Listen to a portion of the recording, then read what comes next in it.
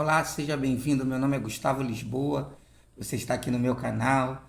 Eu quero te agradecer pela participação, por você estar aqui conosco.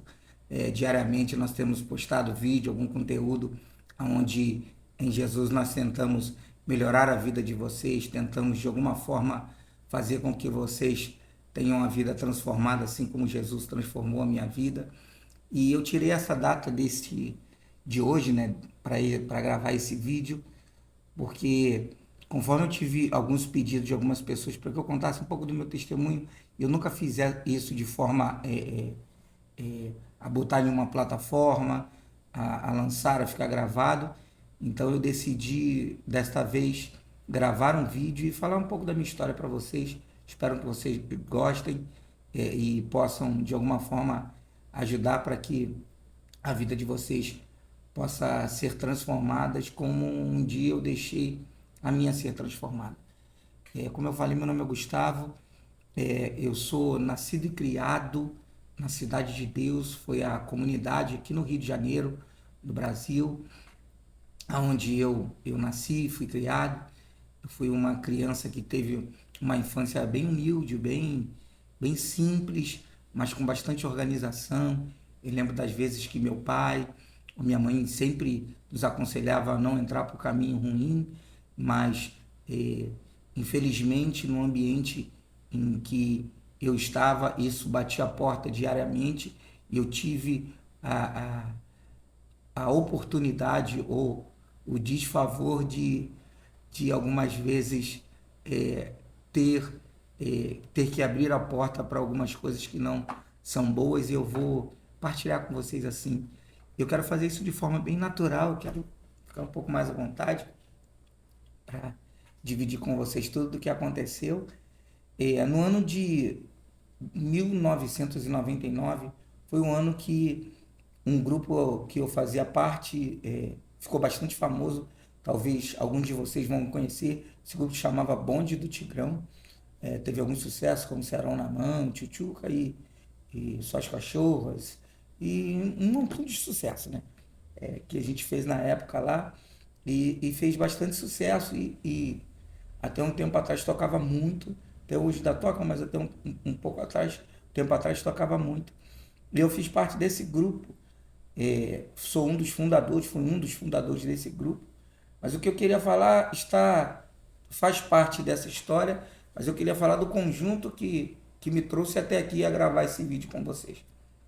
Eu sou de uma família muito humilde, como eu disse, e desde pequeno eu sempre fui muito musical, eu sempre gostei muito da música. A música sempre me influenciou muito, o ritmo das músicas, o samba, o pagode, tudo que gerava muito ritmo, toda a musicalidade que isso me gerava, me inspirava muito, me atraía muito. Então, desde pequeno eu gostei muito de pagode, de samba, das músicas também de capoeira, das músicas que tinham muito tambores, muito vivas. Essas músicas sempre fizeram, perdão, parte da minha história, parte do que eu estava formando, e num caráter muito novo, criança ainda, formação de estrutura, de caráter, de vivência. E essas foram as coisas que foram sendo alimentadas. Eu fui me alimentando desse território, dessa musicalidade, e eu me lembro que ainda muito novo, eu fazia aqueles grupinhos de pagode, de samba, ali com os amigos. A gente já tocava alguma coisinha mesmo de forma bem amadora. A gente fazia um som ali, e a gente na época tinha um grupo de pagode que a gente saía tocava, matava aula para tocar pagode, matava aula para estar ali no samba, para estar fazendo algumas coisas. E eu venho de uma família onde meu pai veio de Macaé, Carapebus, minha mãe também, e eles vieram morar aqui no Rio, mas sempre com a orientação, sempre com muito cuidado, porque afinal de contas a gente estava numa comunidade onde a droga, as armas, a má influência, as referências, tudo isso poderia formar o meu caráter, poderia ajudar a formar, a construir a minha formação. Então eu me lembro que já muito pequeno a minha mãe teve algumas influências, todo mundo sabe, aqui no Rio de Janeiro, todo mundo já nasce, ou boa parte da pessoa já nasce com influência católica. Então, quando você não tem o que responder, você fala que é católico. Você nem conhece a religião, você nem conhece é, é, é, como funciona, mas você fala, não, eu vou na missa, assim, ou vou rezar um Pai Nosso, e aí a gente às vezes já assimila muitas coisas à religião católica sem mesmo ser. E eu era um desses que dizia que também era católico, mas sem conhecer a fé. Mas minha mãe já tinha uma experiência, uma pouca experiência de conhecer, de ouvir falar de Deus, e eu também, por ouvir falar ela, por ouvir ela falar e ouvir os meus irmãos falarem, minha mãe logo depois de um tempo se tornou testemunha de Jeová, e aí a religião, de alguma forma, a forma de falar de Deus, de comunicar Deus ficou um pouquinho mais de uma forma mais múltipla, eu conseguia ouvir mais de falar sobre Deus de uma forma maior na minha casa. E aí eu fui conhecendo e sempre ouvia de um Deus que podia mudar a história de alguém, que podia mudar a, a, a, o cenário da gente para o bem, né? De tirar a gente de um cenário não tão favorável e nos colocar num lugar favorável. Mas eu nunca decidi entrar muito na religião, nunca decidi de alguma forma ficar muito por dentro disso, porque não é o que eu queria na época. Eu era um jovem, um menino que tinha um sonho de ser piloto de avião, todo mundo da época tinha um sonho de ser o bombeiro, o policial. Eu estou falando da minha época, isso é há 40 anos atrás.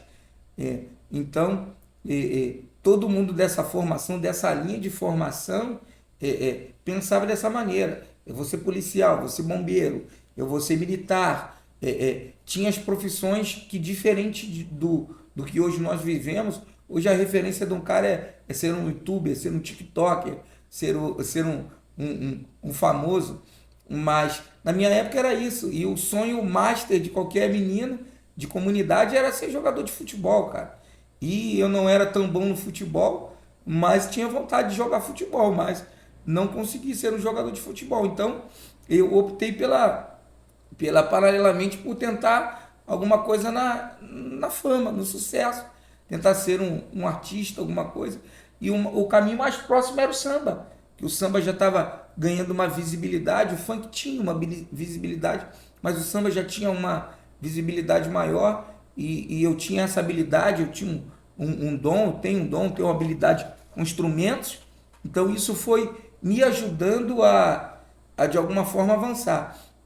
Então eu fui conhecendo pessoas, fui me relacionando com pessoas, e aí tinha uma pessoa lá na Cidade de Deus que me ensinou muito sobre música, sobre musicalidade, e esse cara foi me ajudando a crescer musicalmente, mas também foi inserindo na minha vida um pouco do que ele vivia, porque é sempre assim, todo aquele que ministra algo sobre a sua vida, que te ensina algo, ele passa sobre a matéria, ele passa sobre o que ele é mestre naquilo, mas ele deixa também um pouquinho dele. E ele começou a me ensinar mais instrumentos, mais musicalidade. Foi aí que eu tive uma entrada maior na cultura africana, sobre os instrumentos africanos, sobre a batida da musicalidade africana. E aí eu fui acabando entrando para a religião da Umbanda, do Candomblé, porque eu tive esse acesso por conta da música, e a musicalidade, os tambores foram algo que me deixou muito apaixonado pelaquela musicalidade, pelaquele ambiente, e foi aí que eu fui entrando, e quando eu vi, eu já fazia parte da Umbanda, do Candomblé, eu era o Ogã da casa, do lugar aonde eu decidi, na época, participar. E talvez para você que está assistindo esse vídeo agora e não entenda muito sobre a religião da Umbanda, do Candomblé, um Ogã é um músico.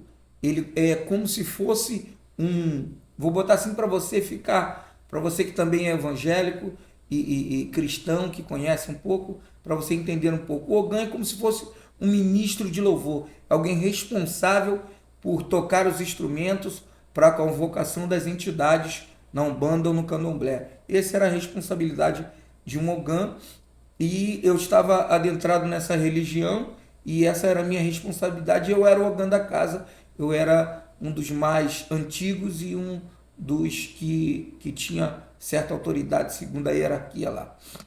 Então eu comecei a me envolver mais, comecei a ter a minha casa, na minha casa, onde eu morava com os meus pais, a religião dos Testemunhos de Jeová, onde falava de Jesus de uma maneira diferente, falava de Deus de uma maneira diferente, falava do Espírito Santo de uma maneira diferente do que hoje eu entendo como sendo uma verdade para mim. E eu tinha a Umbanda e o Candomblé do outro lado. Então eu tinha as raízes da minha mãe e do meu pai, da minha formação, mas tinha também o que eu conheci na minha vivência, na minha caminhada. E foi assim que eu fui, de alguma forma, me relacionando mais. Lá eu decidi combonar ou ser alguém que cuidava de algumas entidades, que lá o nome, talvez alguns de vocês conheçam, outros não, mas eu vou falar aqui. Eu tomava conta de pelo menos 3 entidades lá. Era Tranca-Rua, Zé Pilintra e Sete Catatumba. Essas eram as entidades que eu servia. Eu estou falando de entidade porque eu quero que esse vídeo seja passado de uma forma muito respeitosa, e eu respeito as outras religiões, acreditando agora na minha, na que para mim hoje é a verdadeira e a verdade sobre as outras. Então, essa era o que eu servia lá, o que eu fazia. Então, eu saía, às vezes minha mãe falava, Gustavo, vai para o salão, que lá nos Testemunhos de Jeová é salão do reino. Aí vai para o salão do reino, vai para o salão, e aí eu pegava as minhas coisas, me arrumava, como ia para o salão, fugia, ia para o pagode. Ou então eu fugia e ia para Macumba, eu ia para Umbanda, eu ia para o Candomblé, eu ia para alguma sessão espírita. Então eu acabava fazendo isso. E nesse meio termo, eu fui crescendo, fui conhecendo as coisas, crescendo, tomando mais, amadurecendo. O meu caráter foi começando a ser forjado, ainda não tinha um caráter totalmente definido, mas começou a ser formado a partir dali. E aí, no ano de 99, 98 para 99, era a época dos funks, é claro, é mais antigo do que isso, mas eu tô falando da parte do final das coisas, onde já estava acabando o baile de briga, o baile de galera, e aí isso era muito comum em todas as comunidades do Rio de Janeiro. Cada uma era separada por uma localidade, que não podia entrar em um local, porque se entrasse em um local fosse guerra, tivesse guerra, fosse alemão, como era a fala aqui, esse lugar fosse alemão do outro, se você entrasse lá, você apanhava ou até mesmo morria. Então, tinha essa parte das bigas de galera. E aí tinha um baile muito conhecido na Praça Seca, que era country. E aí eu cheguei a acompanhar alguns caras que iam para lá brigar, os bad boys da CLD, os caras que brigavam. Eu cheguei aí lá algumas vezes, mas não deu muito para mim não, que os caras eram muito bons de briga. Então, cheguei a acompanhar um pouco essa época, correr com eles, mas eu vi que não era a minha, essa linha de agressiva, do funk de briga, de disputa. E aí a gente teve uma ideia, paralelamente nas comunidades, nessa época, acontecia os festivais de galera, que eram os grupos que também aconteciam nos bailes, mas acontecia nas comunidades. Era uma forma daquele cara que nunca cantou, cantar, de fazer um grupinho, um bonde, e ir para lá e botar a música dele, cantar. E na Cidade de Deus também tinha isso, tinha um baile chamado Coroado, onde tinha muito conhecido esse baile, onde de lá saíram muitos funkeiros conhecidos, muitos artistas saíram da Cidade de Deus. E lá nesse Coroado tinha esse festival aonde tinha os bondes de galera, e eu fazia parte de um bonde desse. Eu era do bonde da 22 Praça da Loura, que era o bonde que eu fazia parte ali com a rapaziada da Loura, que era a minha rapaziada, que alguns deles eu tocava pagode, com alguns deles a gente ia pro baile. Então era a minha galera. Eu tinha uma galera junto do pagode e tinha uma galera junto do funk ali que paralelamente todo mundo se conhecia, mas tinha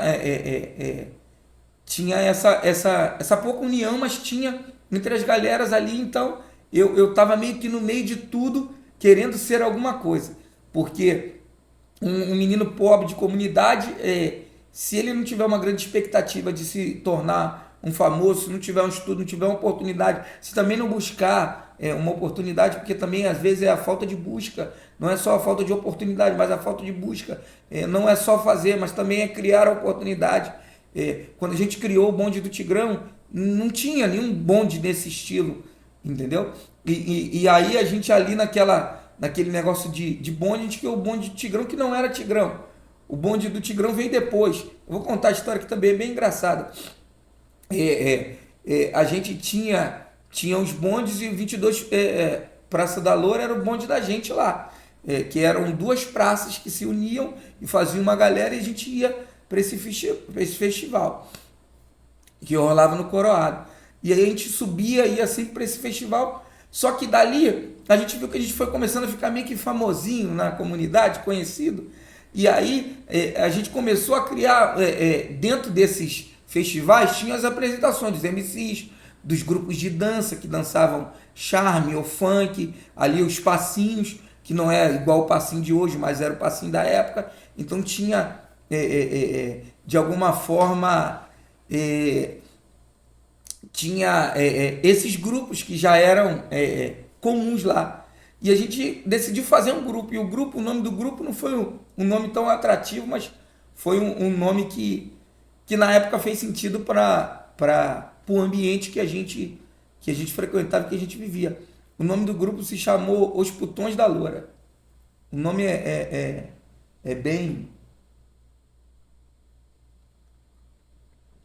bem forte, né? Os Putões da Loura, porque o nome da praça era 22, uma praça, e Praça da Loura é outro. E Praça da Loura era uma praça onde essa loura, uma senhora, uma mulher mais antiga, era responsável por essa praça, ou tinha uma visibilidade, ou ela tinha moral, vou botar assim. Então por isso que era a Praça da Loura, porque era uma mulher que tinha uma autoridade no local, que era uma mulher que era respeitada lá. E aí a gente por muito tempo começou a fazer esses shows lá no Coroado, e a gente começou a ficar conhecido, não só na Cidade de Deus, mas nos bailezinhos próximo a Jacarepaguá. A gente começou a fazer sucesso, porque a gente tinha uma coreografia, montamos esse grupo, e eu tinha que escolher entre o grupo do pagode e o grupo do funk, porque as coisas começaram a acontecer muito rápido, e aí a gente precisou mudar o nome. Eu estou resumindo aqui porque a história é muito grande. Precisou mudar o nome, e aí a gente pensou em vários nomes, os Panterões, o Tigrão, na verdade o Tigrão não tinha inicialmente, tinha Panterões, tinha um montão de nome, porque quando a gente botou Putões da Loura, a intenção do nome era dizer que nós éramos desculpa a expressão, mas uma mulher que se envolve com muitos homens, tem a referência de ser uma mulher da vida. Então a gente era os putões como sendo o masculino desse, uns homens que não eram de ninguém, que eram de todo mundo. E essa foi a forma, isso foi construindo, foi ajudando na construção do meu caráter, que eu vou chegar lá na frente para dizer. E aí a gente estava com essa formação. Então a gente era menino, solteiro, novo, queria beijar na boca, queria se envolver com qualquer menina, sem respeitar o sentimento, sem de alguma forma ter algum carinho. A nossa vontade era somente se divertir. E então a gente foi falando, o grupo foi tomando uma proporção, e aí a gente chegou na época no Marlboro, chegou na época nos lugares que eram grandes de funk, a gente precisou mudar o nome. Só que não tinha o nome não era aceitável para a mídia. Como é que vai falar os putões da loura, né? A gente precisava mudar. E aí eu tinha uma menina que eu saía, que eu me envolvia com ela e a gente não tinha nenhum relacionamento sério. Ela me deu uma sunga do sexy shopping. E essa sunga do sexy shopping era uma sunga que ela tinha malha de tigre, mas ela tinha uma transparência. Então, parecia, era uma sunga sensual mesmo. E aí, essa sunga era de tigre. E também passava uma novela numa emissora muito conhecida aqui do Brasil e do mundo, e que a mulher falava, meu tigrão, meu tigrão, meu tigrão. Então, no meio da reunião, eu falei para os caras, cara, eu ganhei uma sunga de uma namoradinha e tal, e ela me deu essa sunga e começou a me chamar de tigrão, cara. E eu falei para ela que eu era do bonde do tigrão, e aí a gente foi. E aí, na hora, o nome acabou entrando por conta disso. Uma das influências para que o nome pudesse se tornar bonde do tigrão foi ela. E aí a gente começou a fazer sucesso, cara. Começou a tocar, porque o nome agora é aceitável, a musicalidade que as batidas tinham eram boas, e tudo isso foi começando a soprar o nome Bonde do Tigrão, e o nome Gustavo foi junto, que acabei me tornando Gustavinho, do Bonde do Tigrão. Eu era muito mais novo do que sou hoje, há 20 anos atrás, aproximadamente. Eu demorei esse tempo para gravar esse testemunho, porque a gente só pode falar daquilo que a gente realmente já venceu. Então, eu deixei esse tempo passar, eu deixei esfriar para as pessoas não ficarem, tá na crista da onda, saiu agora do mundo, e saiu agora do mundo, largou o Tigrão, aí veio para o meio gospel, aí quer comer do meio gospel, aí quer se alimentar, quer ficar contando de ex e isso, aquilo. Quando eu saí na época, Deus mandou eu estudar. Eu sou formado em teologia, Deus mandou eu buscar estudo. Deus não queria me usar como simplesmente o ex alguma coisa, mas ainda é melhor ser ex alguma coisa do que ser ex ninguém. Então, ainda é melhor ser conhecido como uma coisa que você venceu do que ser conhecido por vitórias nenhumas. Ser reconhecido por vitórias nenhumas. Então, eu tive que, na época, decidir entre o Tigrão e o pagode. Que o pagode eu fazia os pagodinhos, aí comecei a tocar com os caras, fiz parte de um grupo. Eu tinha um grupo de pagode na época que era chamado Sorriso Inocente. Era um grupo que fazia mímicas, mas também tocava. E também tinha uma parceria com, com um grupo de música, né? Então a gente acabava tocando alguns instrumentos, mas também fazia algumas mímicas. Só que esse grupo era muito conhecido, acabou ficando bastante conhecido porque era uma rapaziada nova, todo mundo bem apresentável. E aí a gente começou a tocar essa história para frente, botar essa história para frente. E aí eu tive que escolher entre o Tigrão e o Sorriso Inocente, grupo de pagode, né? E eu queria contar um pouquinho dessa história do Sorriso Inocente porque e do pagode que faz grande parte da minha história, falar sobre isso, que poucas pessoas vão saber.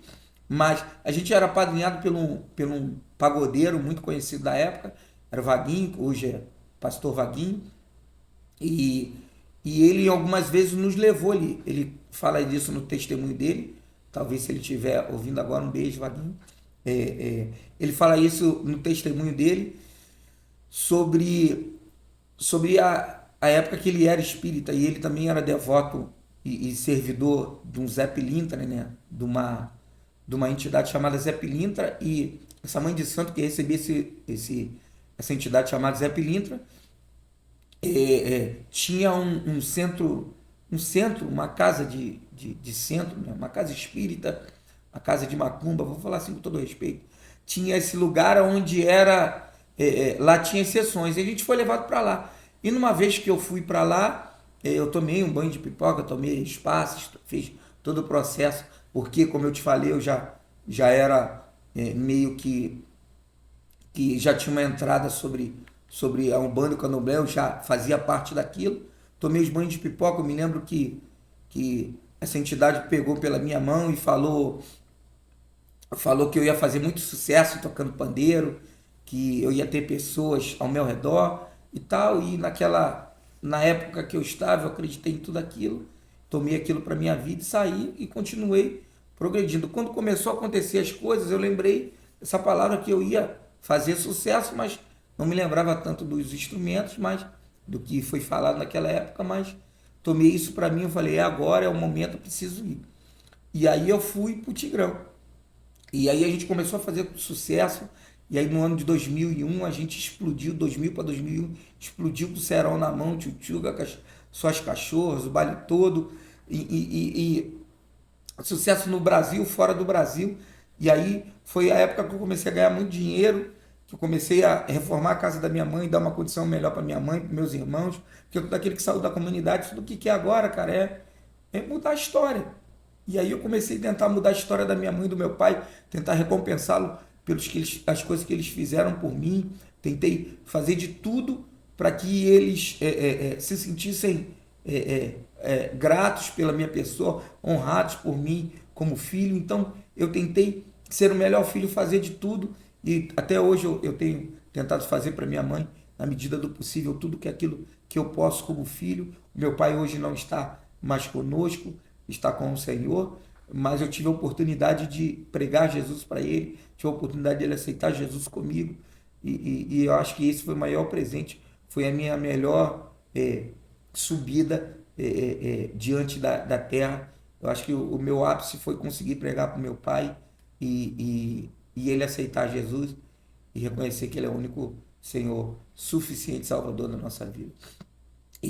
Então eu tive essa oportunidade de, de, de fazer sucesso com o Tigrão, de ficar muito conhecido, cara. E aí foi a época que eu comecei a conhecer de tudo. E conheci também nessa época o alcoolismo, o álcool, eu me tornei um alcoólatra, então eu fui escravo do alcoolismo por muito tempo. Eu conto em um dos meus vídeos que está aqui no canal sobre o alcoolismo, sobre vencer o alcoolismo. Eu vou fazer um outro mais explicado, a pedido de algumas pessoas que têm pedido. Eu falo sobre o alcoolismo, sobre a dependência, porque eu bebia muito, eu bebia todos os dias, eu saía, voltava com bebida para casa, porque o dia seguinte eu precisava beber, se eu não bebesse, eu não curava minha suposta ressaca, então eu bebia todo dia e todo tipo de bebida sem limite. É, isso era algo descontrolado. Então eu conheci isso, eu conheci também um pouco do mundo das drogas. Eu fui usuário de maconha, porque a maioria dos artistas usam, quem não usa maconha usa cocaína, quem não usa cocaína usa maconha, quem não usa quem não tem ninguém, tem poucos que não usam nada. Se não usam drogas não autorizadas, que são maconha, cocaína, crack, êxtase e essas coisas, usam as drogas que são controladas, cerveja e outras que a gente já conhece aí. Então, na maioria isso é muito no ramo artístico, isso é muito comum. Então eu fui um cara que fumei bastante maconha e tive algumas experiências, não direta com a cocaína, mas tive algumas experiências que hoje ajudam para que eu possa ajudar outras pessoas. Mas, então nessa época, era uma época que era muita coisa. A prostituição estava ali, muita porta, a droga, muita bebida, tudo batendo a porta toda hora. E foi isso que foi formando meu caráter. Eu deixei de ter mais orientação dos pais, dos meus pais, da minha mãe, do meu pai, dos meus irmãos, das pessoas que podiam me dar uma referência direta. Eu fui tendo a referência do ambiente que eu frequentava. Então, isso começou a formar o meu caráter, começou a ser formado a partir dali. Então, eu comecei a ser formado a partir do que eu vivia. Então, muitas coisas que eu carreguei, até o momento que eu decidi reconstruir o meu caráter, refazer algumas áreas do meu caráter, isso era o que chegava para mim diariamente, diretamente. Então, o que aconteceu? Eu fui me envolvendo com pessoas, fama, grana, dinheiro, onde eu chegava, eu pagava tudo, tinha tudo pago, e referência, todo mundo chegando, mulher chegando, dinheiro chegando, falsos amigos, todo mundo batendo nas suas costas, falando que você é o cara, todo mundo levantando, porque é isso. Quando você está no auge da coisa, você é o melhor de todos, todo mundo te ama, você é querido por todo mundo, mas uma hora para, uma hora isso para, uma hora isso cessa. E aí eu fui ganhando mais. Como eu comecei muito cedo no ramo da música, o meu corpo, a minha mentalidade já foi ficando cansada de tudo aquilo que eu estava vivendo. Então, eu ainda não tinha me voltado a Jesus, eu não tinha ainda parado para ouvir, eu sabia que existia um Deus que cura, que manifesta, um Deus que pode mudar a nossa história, eu sabia que existia esse Deus, mas eu ainda não tinha decidido encontrá-lo. E nessa época eu ainda era espírita, eu era um cara que me envolvia muito no espiritismo.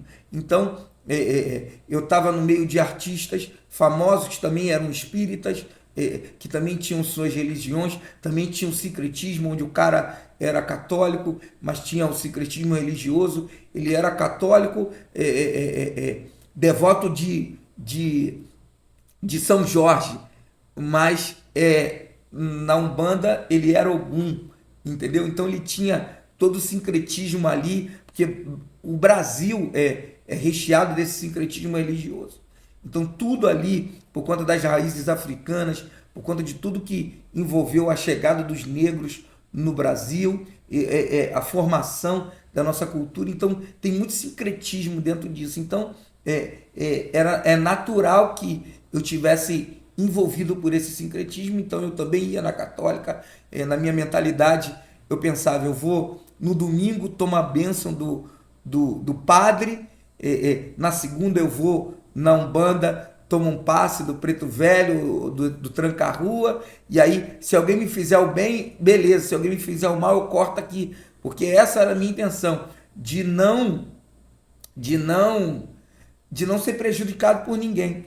Então, nessas idas minhas e vindas no espiritismo e na Umbanda, no Candomblé, e servindo lá, servindo essas entidades, combonando, fazendo todo o serviço lá, eu fazia o show e a minha vida foi girando, a minha vida foi girando. Só que chegou uma fase da minha vida que eu comecei a me cansar, tanto da religião, tanto de tudo que eu fazia na Umbanda, no Candomblé, como que eu fazia no mundo artístico, porque eu comecei a me envolver com muitas pessoas, com muitas mulheres, e eu acho que a pior coisa da vida é você saber que você dormiu na cama errada.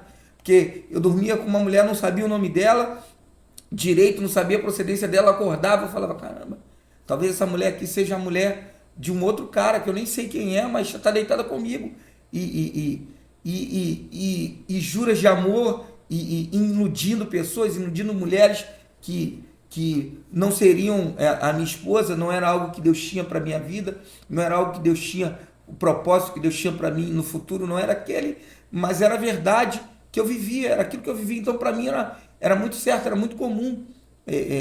Eu até em alguns dos vídeos que eu tenho, eu falo sobre a construção do caráter, porque dependendo de onde ele foi construído, no ambiente que ele foi construído, pode ser muito comum para uma pessoa e para outra pode ser totalmente escandalosa. Por exemplo, nós estamos no Brasil.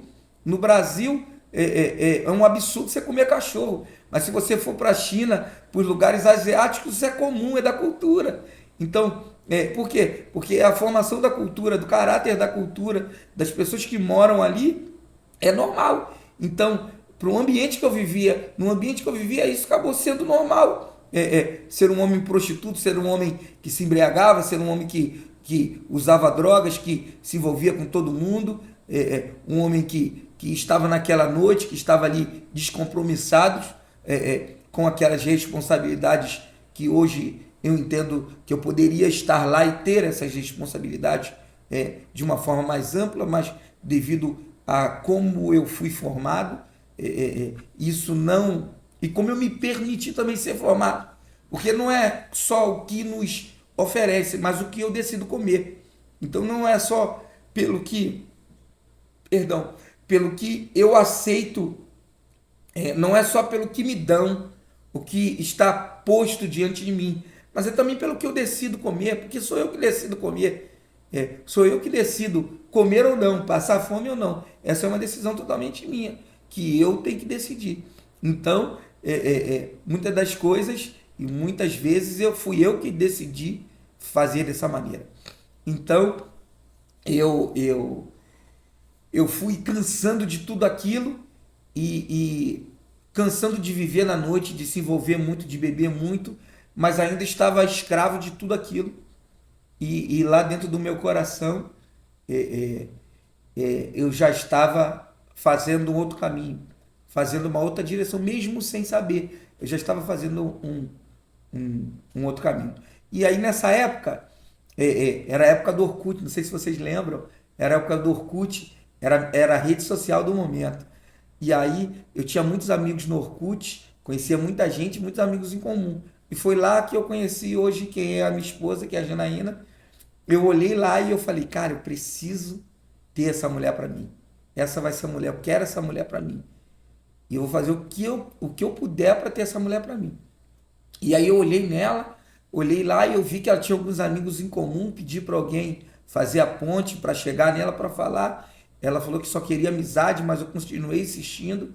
Fiquei atrás dela por uns bons 3 meses, investindo ali, mandando buquê de flor, me fazendo presente para ela ali, tentando mostrar que eu já estava numa linha de mudança. Mas eu ainda tinha as minhas ligações, as minhas âncoras. E uma das minhas âncoras era a religião, era a Umbanda, era o Candomblé. Então, quando eu falei lá para eles assim, eu quero essa mulher para mim, essa é a mulher que eu quero. A única coisa agora, quero ficar com essa mulher e quero viver minha vida com ela.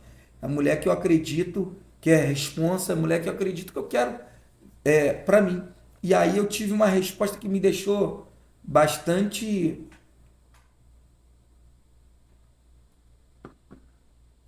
bastante surpreso, né? Que pô, essa mulher não é mulher para você. Eu vejo que ela não está nos seus caminhos, ela não é mulher para você. Mas se você quiser, tudo bem. A gente pode até tentar alguma coisa aqui, fazer alguma coisa, mas eu quero te dizer que ela não é mulher para você. Eu falei, mas eu quero. E aí, o que eu fiz naquela época? Ela até me brinca comigo, fala, pô, Gustavo, você fez uma macumba para mim, né? Na verdade, o que eu fiz naquela época? Como eu tinha acesso as ferramentas que aquela religião a que eu frequentava me possuíam, eu falei, eu não vou fazer nada para amarrar ela, para trazer ela para mim, nada disso. Eu só vou fazer com que ela não possa ser olhada pelos outros homens. Então, de alguma forma, eu fiz indiretamente alguma coisa para ela. E ela pode ver esse vídeo, com certeza, depois ela vai falar para mim que eu decidi confessar. Mas, então, eles falaram, não, a gente vai tentar fazer alguma coisa aqui, mas já quero te dizer que ela não é mulher para sua vida.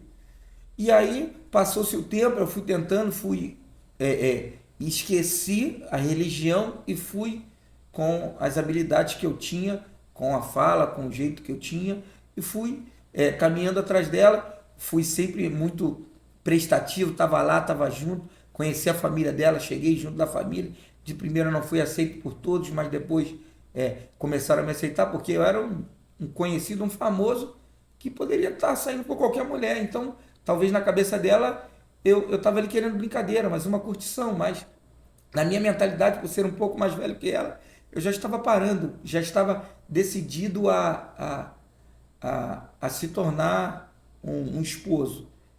A minha mente queria isso. A minha vontade era essa. Mas eu não tinha estrutura para isso. Por isso que eu quero que você grave nisso que eu estou falando. Eu sei que o vídeo deve ficar um pouco maior do que o comum, mas gostaria que você atentasse para isso. E aí, conheci ela, fiquei 3 meses, e aí a gente começou a namorar. Ela não queria que ninguém soubesse,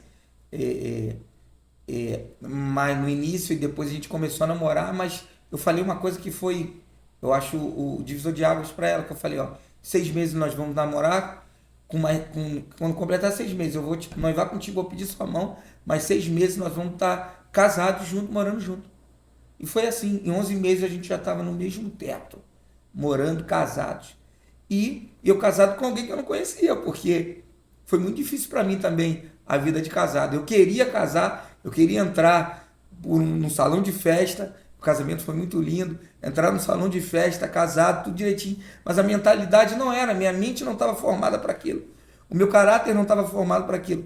Eu queria ser um bom esposo, eu queria ser um bom marido, eu queria ser um cara que ia mudar a referência da vida dela, eu queria ser um cara que ela ia falar, cara, eu tenho orgulho desse marido, eu tenho orgulho desse homem que eu estou agora. Eu queria ser esse, mas eu só não consegui ser porque, né, eu tinha a base que meu pai me deu, que é a base que me fazia ser um homem correto, mas eu não tinha estrutura de vivência. Por isso que eu sempre, quando eu posso aconselhar alguém, eu falo, cara, experimenta namorar, tem um tempo legal de namoro, para você conhecer quem é a pessoa, para você ver realmente quando ela está chateada, quando ela está triste. Conheça antes, tenha esse tempo de conhecimento do seu parceiro, da sua parceira, para você não se arrepender. Porque uma vez que casa, é um elo que não pode se quebrar, é uma corrente que não deve se quebrar. Então, eu não conheci. Então, nós fomos muito cru para essa relação. Eu já tinha morado com alguém já, mas nunca tinha casado. O compromisso de assinar o papel, de jurar diante de Deus e da justiça que eu a honraria, respeitaria, que seria eterno. Então, eu fui muito novo com uma relação. Então, dentro dessa relação, a gente começou a se degladiar muito. Ela tinha uma personalidade, tem até hoje uma personalidade bem forte, mas naquela época era muito forte. E eu também tinha a minha. Ela tinha a formação dela, ela foi criada para ser a patricinha, entendeu? E eu fui criado para ter uma esposa que pudesse me servir, não para ser minha escrava, a minha empregada, nada disso. Mas a formação que eu tinha ao olhar uma mulher, eu falava, ela vai ser a mulher que vai cuidar de mim, que vai passar minha roupa, que vai me dar alimento, que vai cuidar da mim. Essa era a minha mentalidade. Não que seja uma obrigação, mas era o que eu via de referência por ter a minha mãe. Então, quando eu peguei e casei com uma mulher que não fazia nada disso, que não tinha o costume de cozinhar, que não tinha o costume de servir diretamente, eu falei, pô, ela não me ama. Ela diz que me ama, é prazeroso estar comigo, é legal estar diante de mim, caminhando comigo, mas na verdade ela não me ama. Ela simplesmente casou comigo, mas não me agrada. A gente se gostava, parecia uma paixão, mas não parecia um amor, entendeu? Então muita coisa a gente foi construindo dentro da relação, porque a gente teve um casamento muito precoce. Então eu comecei a me relacionar com ela e eu não tinha Jesus, não tinha o caráter formado. Então, quando eu comecei a ver isso que para mim era uma falha e eu não entendi como uma formação de caráter diferente, uma formação estrutural de família diferente, eu comecei a achar que ela não me ama, eu mereço algo melhor, entendeu? E aí foi aí que eu comecei a pensar na possibilidade de me envolver com outras garotas, de me envolver com outras mulheres, para tentar sanar ou para tentar, de alguma forma, tentar suprir essa necessidade. Porque eu tinha muita briga em casa, eu tinha muita discussão, ela parecia que não me amava, porque a gente brigava muito, então eu ia para a rua. Ou eu bebia em casa, ficava em casa bebendo muito, porque eu falei para vocês que eu tinha esse problema com o álcool, então eu bebia muito em casa, eu ia para o mercado com ela, era um carrinho para as compras, um carrinho para comprar as bebidas. Então eu ficava em casa, quando eu estava em casa, que não estava viajando, fazendo show, eu estava em casa, bebendo. E aí quando eu estava jogando bola com os amigos, numa resenha, no futebol, bebendo, eu estava em casa. E aí quando eu não estava em casa, nem fazendo isso, fazendo show, eu estava bebendo. Então nesses percursos da vida eu acabei fazendo alguns movimentos que não foi agradável, que não foram bem para o meu caráter, não foram bem para minha esposa, não fizeram bem para ela, não fizeram bem para mim.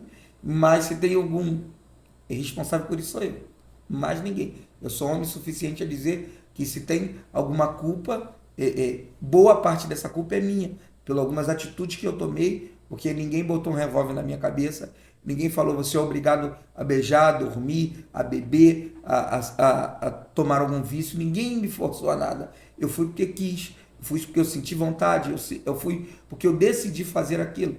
Então é escolha, mas a formação do caráter influencia na sua escolha.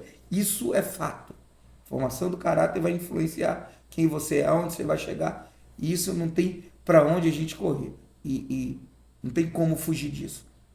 Então eu comecei a caminhar nessa direção e aí a gente teve muito atrito. E aí a minha esposa conheceu Jesus. No meio dessa, ela conta, eu vou deixar na descrição aqui o vídeo dela, para você, se quiser visitar. Eu vou deixar um card aqui sobre o vídeo também, pra você visitar o canal dela, para você ver ela contando um pouco do testemunho dela. Ela fala sobre algumas coisas que vão estar bem conectadas aqui. E aí ela conheceu Jesus, porque o nosso casamento já estava para acabar. Ela já achava que não me amava, que a gente já não tinha um relacionamento saudável, e ela, de alguma forma, procurou Jesus, que ela também conhecia a Umbanda, o Candomblé, porque quando a gente se relacionou, a gente viu que a gente tinha algumas coisas em comuns, não todas, mas do que a gente tinha, algumas partes da gente tinha em comum. Então, e isso era a religião que a gente servia na época. Então, ela começou a deixar a religião de mão, a Umbanda, o Candomblé, e aí começou a dar uma oportunidade de conhecer Jesus. E aí ela conheceu Jesus e começou a buscar Jesus, por mim e por ela, buscar por mim e por ela. E aí eu quero te dizer, cara, o testemunho é meu, mas eu tenho que testemunhar sobre a vida dela.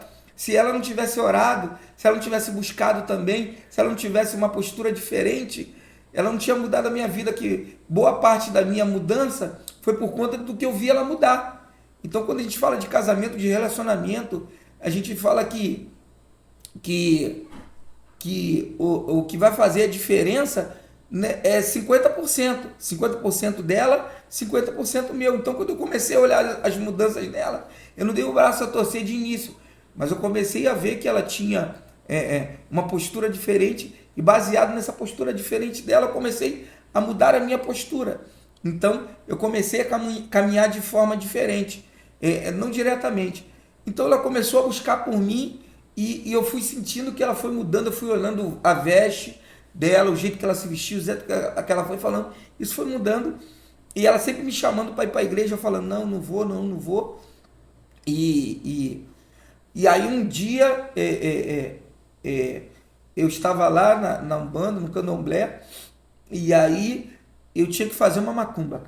Eu tinha que fazer uma macumba que fazia parte do protocolo lá, do que eu servia, e eu tinha que ir no cemitério. Essa macumba era no cemitério, eu estava conhecido, estava famoso, e eu fui no cemitério do Pichincha, e eu fui fazer uma macumba lá. Eu quero contar isso rapidamente, eu quero esticar muito, mas eu quero te dizer um pouco do que aconteceu.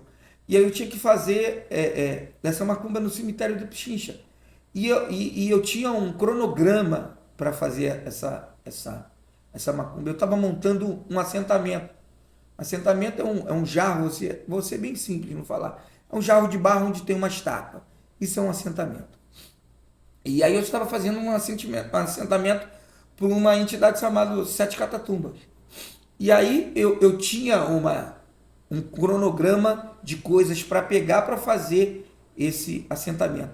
Então, o cronograma você vai entrar no cemitério, vai fazer uma macumba lá, uns cantos, uns toques, a gente vai fazer uma macumba lá, e aí você vai fazer o quê? Você vai pular 7 covas, na 7ª cova você vai encontrar uma pedra no formato de coração, vai pegar essa pedra, vai pular umas 2 covas, vai pegar a terra dessa cova, e tinha outras coisas lá, que tinham nesse protocolo. Só que a última coisa que eu tinha que pegar era a alça de caixão, para terminar esse assentamento.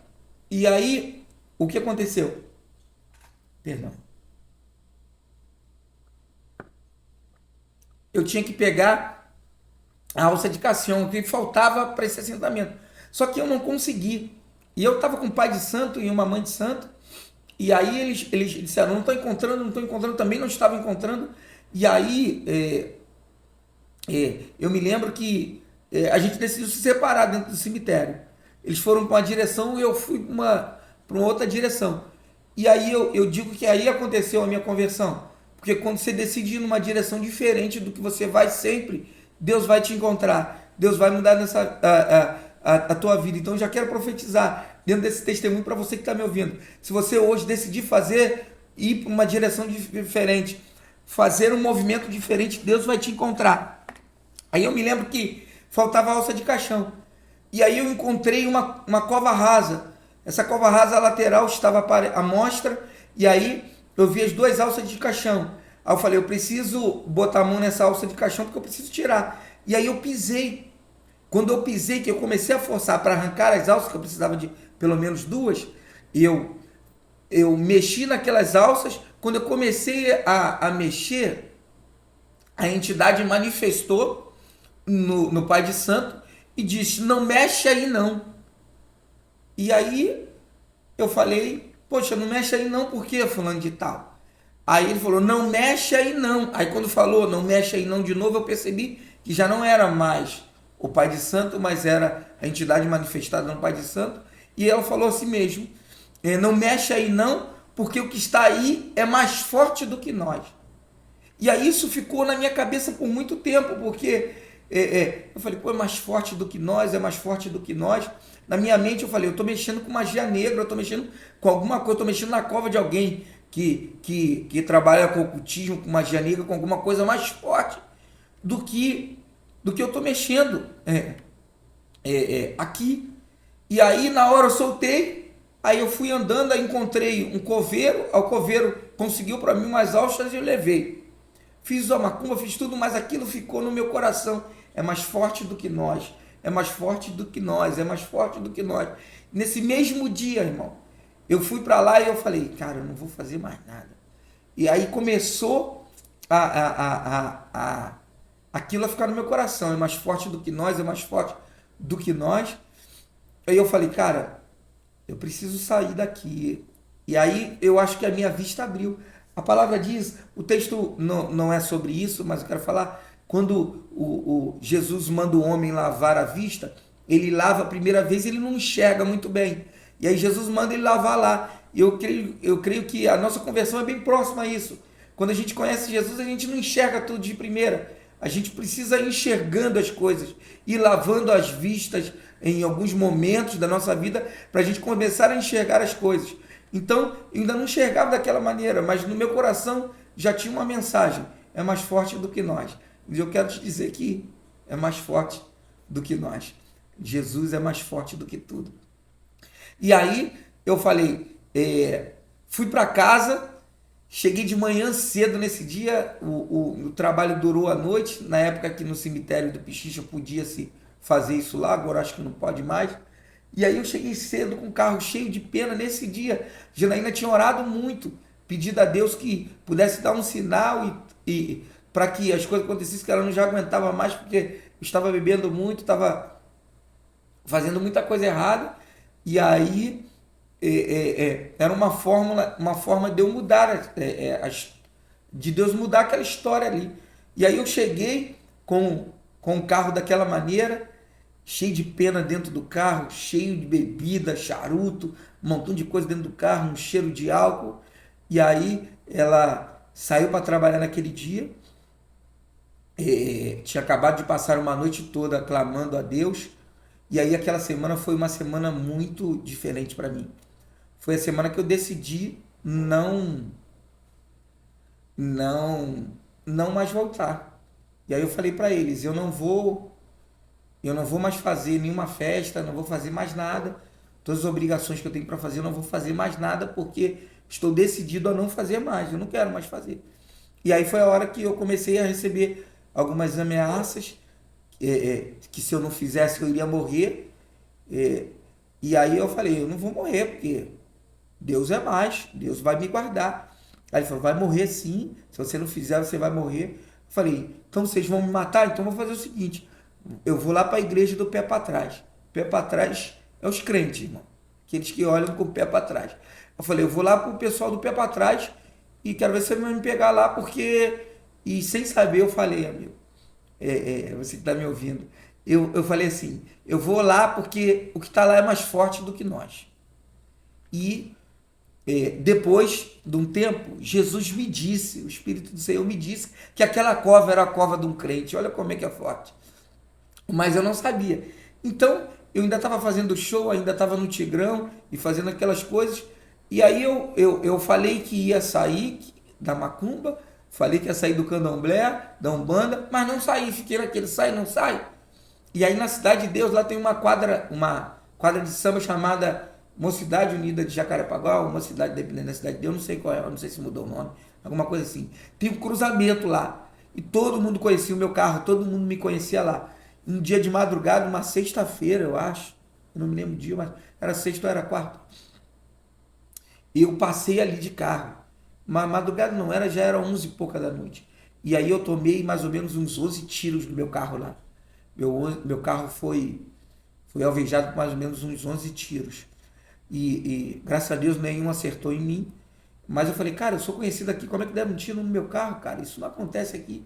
Eu desci do carro, olhei, o meu carro todo, a lateral furada, e eu falei, cara, todo mundo me conhece aqui, por que alguém ia dar tiro no meu carro? Eu falei, pô, preciso falar com os caras daqui, que eu conheço todo mundo e tal. E aí eu falei, vou voltar, que eu estava indo pro Fórmula do Gol, um pagode que tinha muito conhecido, conheci os donos, e eu tinha uma vaga VIP lá. Aí eu entrei no carro. Quando eu botei o retrovisor assim, regulei o retrovisor, meti a mão na chave, que eu olhei no retrovisor para sair, eu vi a figura do Zé Pilintra dentro do meu carro, sentado no banco de trás, com aquele riso de quem eu vou te pegar. E aí foi daí que eu decidi mudar minha postura. E nesse meio tempo, a Janaína já vinha me pedindo para ir à igreja, já vinha pedindo para eu encontrar Jesus, para eu ter uma oportunidade. Eu fui na igreja, cara. Nesse dia que eu fui na igreja, nessa semana aí passou, eu fui pro samba, passou aquilo tudo, já estava decidido aí, fui naquele dia mesmo. Na semana seguinte, eu fui para a igreja. Fui para a igreja, sentei na primeira cadeira, dois brincos na orelha, cordãozão de ouro branco, camisetinha, cabelo louro, sentei na primeira. E eu sempre digo que Deus ele é especialista em nos surpreender. Ele nos surpreende com coisas maravilhosas. Então Deus, nesse dia, usou um homem de Deus lá. E aí tudo que eu precisava ouvir, cara. Tudo que eu precisava ouvir, Deus falou no meu ouvido. E tudo que ele precisava edificar a igreja, ele edificava a igreja. Então, esse pastor, esse homem de Deus, ele ia, falava as coisas que só eu sabia, no fundo do meu interior, do meu profundo. E aí eu comecei a chorar porque era coisa que eu não tinha comentado. Eram segredos meus, eram pecados meus, eram mancadas minhas, eram intimidades minhas que ninguém sabia, mas Deus sabia. E aí ele começou a falar, eu comecei a chorar. Eu falei, caraca, Deus está falando comigo, cara, preciso mudar, eu já tenho história, eles estão querendo me matar lá. Mas mesmo assim meu coração ainda estava duro, meu coração ainda estava concretizado, eu estava com a minha mente concretizada que não é, que ainda não era o tempo, que ainda não era o momento, que eu bebia, eu ainda consumia alguns poucos tipos de droga, de vez em quando eu estava muito bêbado, eu fumava uma maconha. Então, tipo assim, eu ainda tinha algumas coisas que eu falava, cara, eu não consigo ir para Jesus dessa maneira, não dá para ir, eu tenho muita falha, eu tenho muito pecado, eu tenho muita coisa que me impede a chegar de Jesus, então eu não consigo. Então eu já quero te dizer aí, cara, se você bebe, se você fuma, se você tem alguma droga, se você hoje porta alguma coisa que te impede de entrar para Jesus, não deixa isso ser o bloqueio. Isso pode ser o quebra-mola, mas não pode ser o buraco que te impede. Isso não pode ser o abismo. Isso pode ser a coisa que te freia, que diminui o teu ritmo, mas não pode ser o abismo de te fazer, de fazer você não encontrar Jesus. Não pode ser isso. E aí eu continuei indo, continuei naquele ambiente ali, e aí na hora ele fez um apelo, você quer Jesus? Você quer Jesus para a sua vida? Eu chorando, naquele movimento maravilhoso, eu chorando, disse não. Fui para casa. Fui para casa, aquele dia foi maravilhoso, e eu sempre tinha aquilo, cara, eu vou para a igreja, não, sei que lá na igreja o pessoal fica falando da vida dos outros, eu não sabia que era Deus usando pessoas para entregar sobre a nossa vida, para a gente melhorar, para a gente consertar, para a gente ter um momento de conforto no nosso coração, na nossa caminhada. E a revelação eu não sabia que era isso. Deus usava pessoas. Então, eu tinha muito medo por conta disso, de ir numa igreja evangélica, de Deus me expor através de alguém. A gente sabe que tem algumas lideranças, alguém que não tem, algumas pessoas que não têm sabedoria para isso. Mas a gente sabe que existem ministérios de pessoas certas que de alguma forma levam o evangelho de maneira correta e eu fui num lugar que tinha isso. Então, eu fiquei mais uma semana ali remoendo, cara. Não ia na igreja, também não ia na Umbanda, e eles mandando mensagem eu falando que não ia, e aí começou a fechar, algumas portas começaram a se fechar, eu comecei a sentir algumas coisas que não eram tão legais, e aí eu cheguei um dia para Janaína e falei, quero te fazer uma pergunta. Aí ela falou, fala. Eu falei assim, cara, pode aceitar Jesus? É possível aceitar Jesus em qualquer lugar ou tem que ser só na igreja? Ela falou, não, você pode aceitar Jesus em qualquer lugar. A igreja é a forma de você ter comunhão, de você, de alguma forma, estar junto dos santos, estar junto àqueles que servem Jesus, para você ter comunhão, para você ter direção, para você ter orientação. Então, eu falei, então tá, então eu quero aceitar Jesus. Aí eu fui e ajoelhei na beira da cama. Mas, para vocês que não sabem, a beira da cama era o lugar onde ela orava todo dia para que eu pudesse aceitar Jesus. Então, eu quero te dizer que no lugar que você chora, no lugar que você decide chorar, entregar as suas orações, entregar as suas lágrimas, é nesse lugar que Deus vai te honrar. No lugar que você busca por alguém, no lugar que você tem derramado suas lágrimas, era no lugar que ela orava. Foi o lugar que eu decidi, então, neste lugar, sem saber, mas Deus me moveu para lá, eu ajoelhei no mesmo lugar da cama onde ela orava por mim. E ali eu aceitei Jesus, ela me ganhou para Jesus, eu aceitei Jesus e comecei a fazer uma caminhada, uma jornada de, de, de mudança. Mas essa jornada não foi fácil, porque eu precisava abandonar os meus vícios, as minhas vontades, abandonar a minha estrutura, a minha formação, o meu caráter de homem, as coisas que eu fazia, eu precisei mudar, precisava mudar.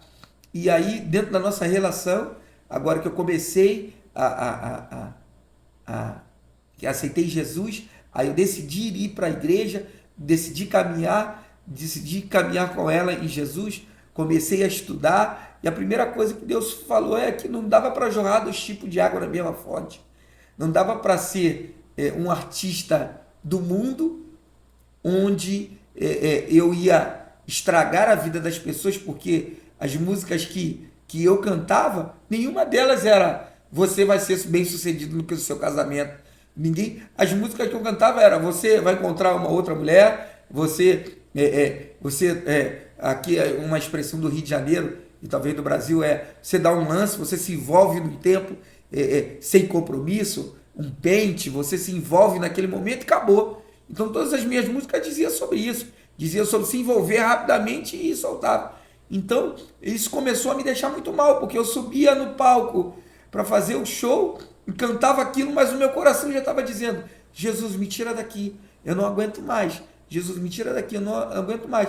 Então eu comecei a verdadeiramente mudar a minha postura, mudar o meu jeito de caminhar, e isso foi fazendo com que eu tivesse uma batalha interna muito grande, porque eu tive que deixar de beber e não foi do dia para a noite. Eu depois de convertido, 3 meses depois de convertido que eu deixei de beber, irmão. Então não foi fácil, foi uma briga muito grande, mas quando eu botei diante do Senhor, eu nunca mais vou beber. Se o Senhor estiver comigo junto nessa batalha, eu nunca mais vou beber. Então eu nunca mais botei um gole de álcool na boca. E isso faz mais de 16 anos, irmão. Então você entende que é uma jornada com o Senhor, e eu estou sem beber esse tempo todo, porque o Senhor está comigo, porque Ele que me fortalece, porque Ele que tem me mantido de pé. Entendeu? Não que eu tenha fraqueza, não que eu tenha vontade, porque isso já não passa mais na minha mente, no meu coração. Mas eu só consegui vencer porque eu tinha Jesus, e porque eu também permiti sentar, ouvir alguém, eu me permiti ser orientado por alguém, eu me permiti aprender, ouvir Então, muitas pessoas não vencem porque não têm a coragem de dizer: eu preciso de ajuda, eu preciso de um orientador espiritual, eu preciso de alguém que seja o meu líder, eu preciso de alguém que me oriente. As pessoas têm vergonha, principalmente um homem, cara. Um homem, por sua natureza, ele não assume as suas falhas, ele não assume as suas vontades, os seus defeitos. Então, ele tende a ruir, porque ele é orgulhoso, e nós somos orgulhosos, cara. E aí a gente precisa quebrar isso.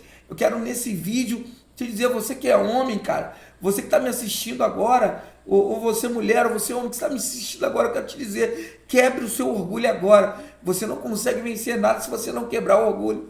Hoje é um tempo de você quebrar o orgulho, de você decidir fazer uma jornada diferente, um tempo diferente. Então esse é o momento. Então eu decidi fazer essa caminhada diferente. E aí eu tive que vencer a droga, eu tive que vencer a prostituição, porque eu já era casado, e aí eu tive que vencer, eu tive que apagar os contatos das mulheres antigas. Eu não me envolvia, mas eu tinha lá o contato de fulano, eu tinha no Facebook, na verdade não era o Facebook, na época era o Orkut. Então eu tinha o contato, eu tinha elas me seguindo lá, eu tinha os telefones delas no meu telefone com o nome trocado, Pedreiro, entendeu? Eu tive. Então o que eu estou te falando é o que eu vivi.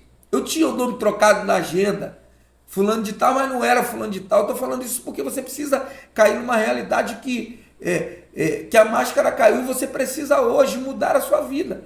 Então eu decidi, foi uma decisão. E aí foi uma decisão também assumir os meus erros, porque a minha esposa sabia que eu bebia, mas a minha esposa não sabia que eu era um adúltero. A minha esposa não sabia que eu era um traidor. A minha esposa não sabia que eu era um promíscuo, um homem promíscuo. A minha esposa não sabia que eu era um homem que acessava pornografia, que eu tinha conversas paralelas antes de envolver ela, no tempo que eu me envolvi com ela, entendeu? Que eu estava casado com ela, então ela não sabia. Mas eu também não sabia como dizer, porque também não é fácil você ser um réu confesso, você chegar diante de alguém e dizer: eu fiz isso, eu fiz aquilo. Então também não era fácil. Não foi fácil dizer isso, assumir isso. Não foi fácil. Perdão que eu estou um pouquinho, uma coriza, um pouquinho resfriado. Então não foi fácil dizer isso. Mas eu tive que chegar ao ponto de fazer isso, senão ia perder o meu casamento. Mas eu só decidi falar quando a minha esposa estava madura para receber. O problema é que às vezes a gente quer falar no momento de raiva, a gente quer fazer isso como um instrumento de troca de farpa, de troca de agressão. E o mais importante de tudo, eu não esperei ela descobrir. Fui eu que decidi falar para ela. Porque eu estava me postando como um homem de caráter. Eu não estou falando de crente, não. Estou falando de um homem de caráter, um homem honroso. Então eu decidi ser um homem de caráter, um homem honroso, um homem que ia respeitar a minha esposa, independente da religião. A religião, a fé me ajudou, mas eu estava decidido a ser um homem diferente. Então, a primeira coisa é você estar decidido a ser um homem diferente. Então eu estava decidido a ser um homem diferente. E eu não queria viver com a minha consciência me acusando diretamente sobre meus pecados, sobre minhas falhas. Então, num tempo oportuno, eu cheguei para ela e falei: ó, eu fiz isso, isso e isso.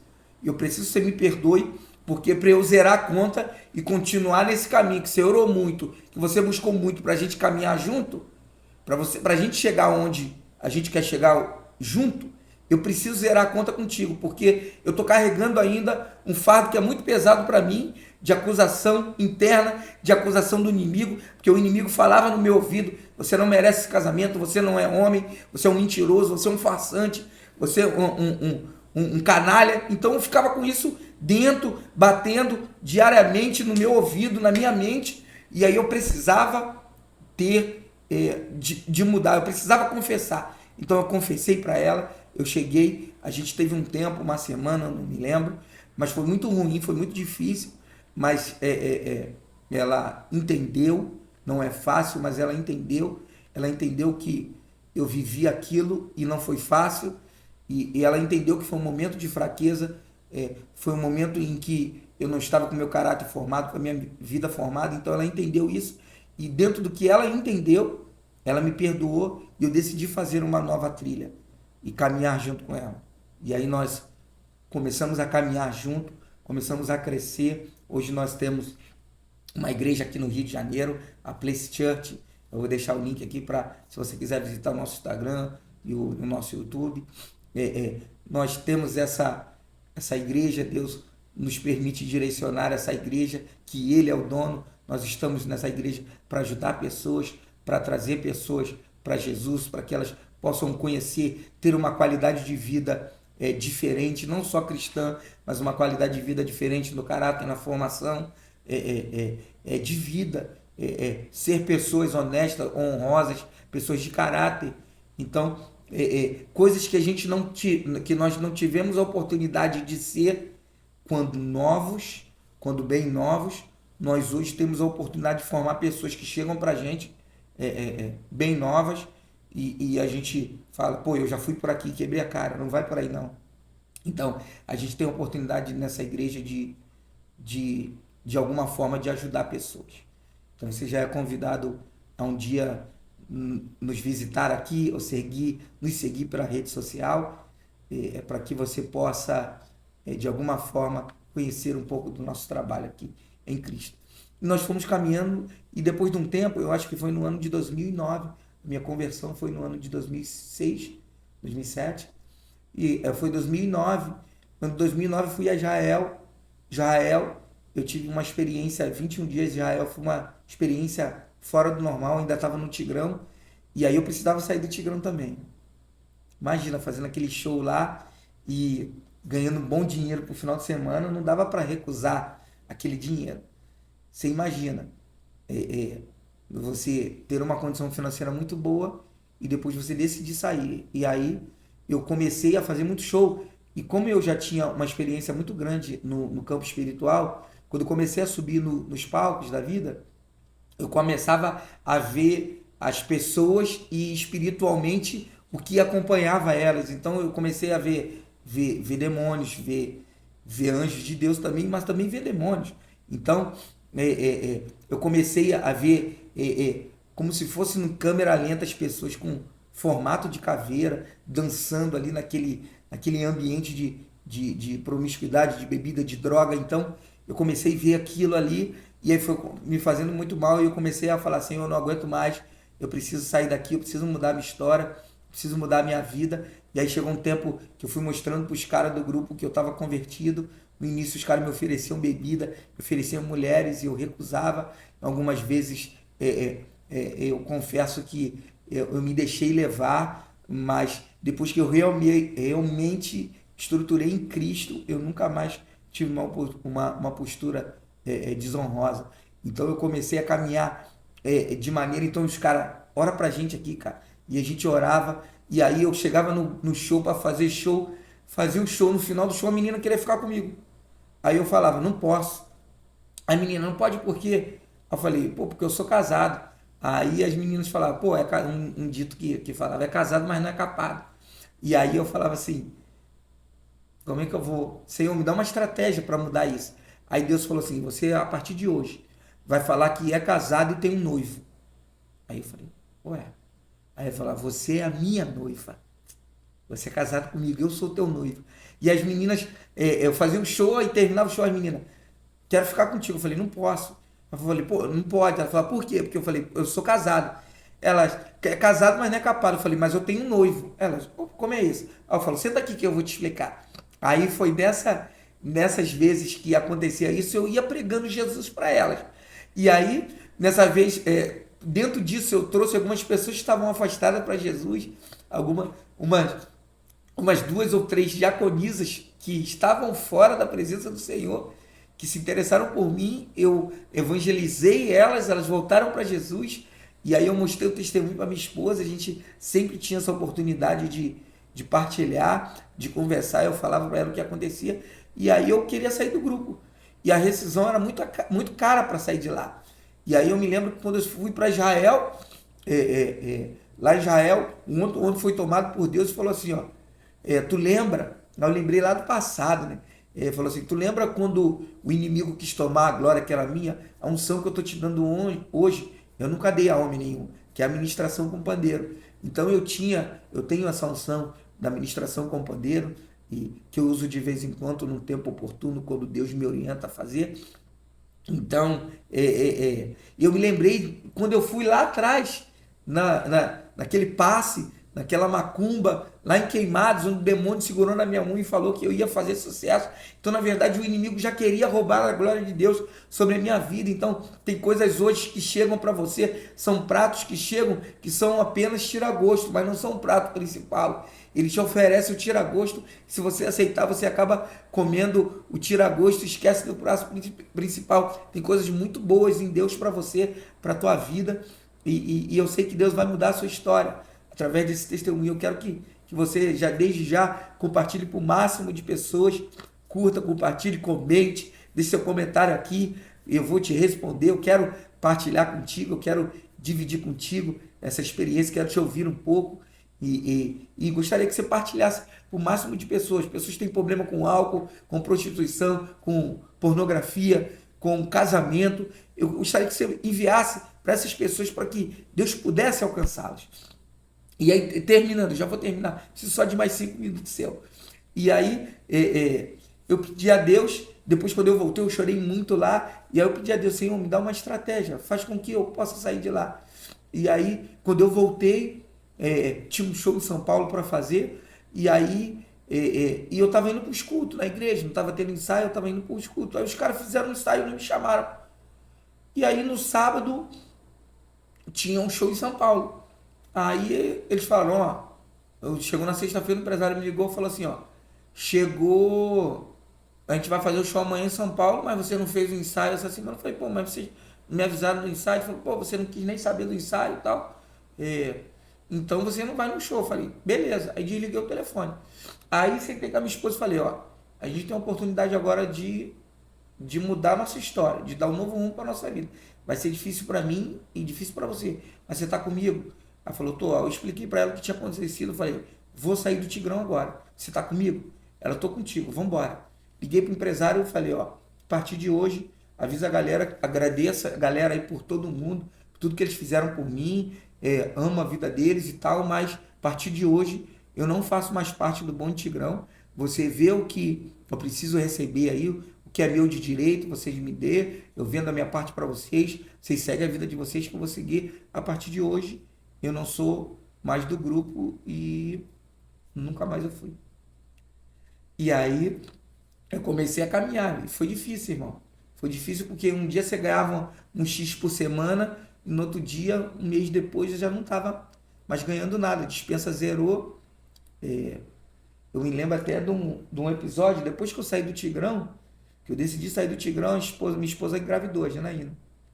E aí eu me lembro de um episódio que a gente estava com a luz cortada, dentro do prédio que a gente morava lá. E aí ela falou, eu queria um biscoito, comer um biscoito. E aí eu falei, poxa amor, queria? Ela falou, queria, não tem um biscoito aqui no Traquinas, cara. E a luz cortada, a gente na janela, porque estava fresquinho. E aí,